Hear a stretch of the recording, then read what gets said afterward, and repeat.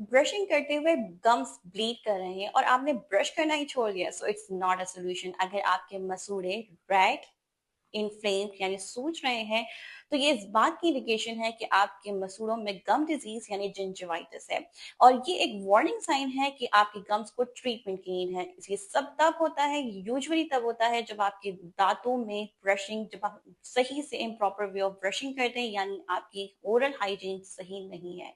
यानी आप ब्रशिंग तो कर रहे हैं लेकिन वैसे नहीं कर रहे जैसे होनी चाहिए, राइट वे ऑफ ब्रशिंग नहीं है, टेक्निक सही नहीं है, जिसकी वजह से आपके दांतों और मसूड़ों के दरमियान जो गम लाइन है वहां पर गंदगी की लेयर तय जमा हो रही है, जिसे हम टार्टर कहते हैं। अब इस टार्टर के अंदर मल्टीपल माइक्रो ऑर्गेनिजम्स होते हैं और बहुत सारी आप जो भी खा रहे हैं वो कंटिन्यूसली उसके अंदर लेयर में डिपॉजिट होता चला जा रहा है, जिसकी वजह से वो आपकी गम्स को इरिटेट कर रहा है। और गम्स जब इरिटेट हो रहे हैं तो उसकी वजह से हमारा एक बॉडी का इम्यून रिस्पॉन्स स्टार्ट हो जाता है।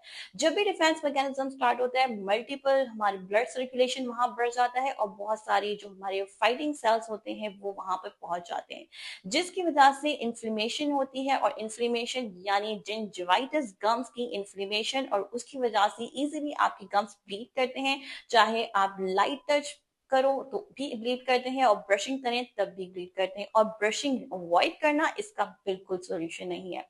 बट बेस्ट पार्ट ये है कि ये एक रिवर्सिबल और ट्रीटेबल कंडीशन है, यानी आपके मसूड़े, आपके गम्स वापस रिवर्स हो सकते हैं, अपनी पोजीशन पे वापस आ सकते हैं। जब हम टार्टर यानी दांत और गम्स के दरमियान में हैवी डिपॉजिशन टार्टर को रिमूव कर देते हैं, जो आपके गम्स को नीचे की तरफ धकेल रहे हो, हम रिसेशन कहते हैं, उससे हम बचा। अगर इस टार्टर की लेयर को हमने रिमूव नहीं किया तो ये टार्टर की लेयर इतनी गहरी होती चली जाती है कि वो पॉकेट्स बनना स्टार्ट करवा देती है और आपकी जो दांतों की जो हड्डी होती है वो गुलना स्टार्ट होती है। और एक टाइम आता है कि आपका जो सपोर्ट जिसने किया होता है आपके दांतों को वो हटता चला जाता है और आपके दांत हिलने लग जाते हैं, मोबाइल हो जाते हैं। और अगर इसकी ट्रीटमेंट सही टाइम पे ना की जाए तो ये दांत आपके लूज होके गिर भी सकते हैं। सबसे बेस्ट ट्रीटमेंट ऑप्शन ये है कि आपने स्केलिंग करवानी है, आपने डेंटल स्केलर से हम जो उसकी स्केलिंग करते हैं और इस स्टार्टर क्लियर को रिमूव करते हैं, ताकि आपके गम्स इरिटेट ना हो और वो अपनी कंडीशन में वापस आना स्टार्ट हो।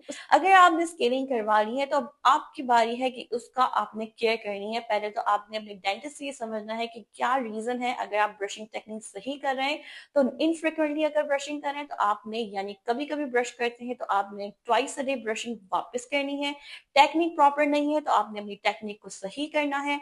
और जब आप स्केलिंग करवा लें तो उसके बाद आपने नीम गर्म पानी में, ये एक आपने होम रेमेडी है या बहुत सूदिंग इफेक्ट होता है आपके गम्स के लिए, तो आपने नीम गर्म पानी में नमक डाल के उसको अच्छे से अपने मुंह पे रियाज है जहां पर आपकी स्केलिंग में जहां टार्टर की डिपोजिशन ज्यादा थी वहां पर रखते हुए उसको स्पिट आउट कर देना है।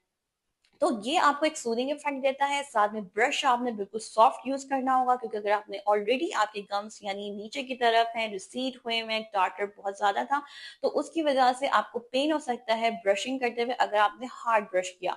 तो आपने ब्रिस्टल्स को सॉफ्ट लेना है, लेकिन प्लीज ब्रशिंग आपने रखनी है, चाहे आपकी ब्लीडिंग कम्स हो या आपने जो है वो स्केलिंग करवाई हो, उसके बाद भी आपने ब्रशिंग रखनी है। क्योंकि बहुत सारे पेशेंट्स यही होते हैं कि वो कहते हैं कि हम ब्रशिंग, क्योंकि पेन हो रहा था हमने ब्रशिंग नहीं की। ब्रशिंग ना करने ही की वजह से जो है ये सारी प्रॉब्लम्स स्टार्ट होती हैं।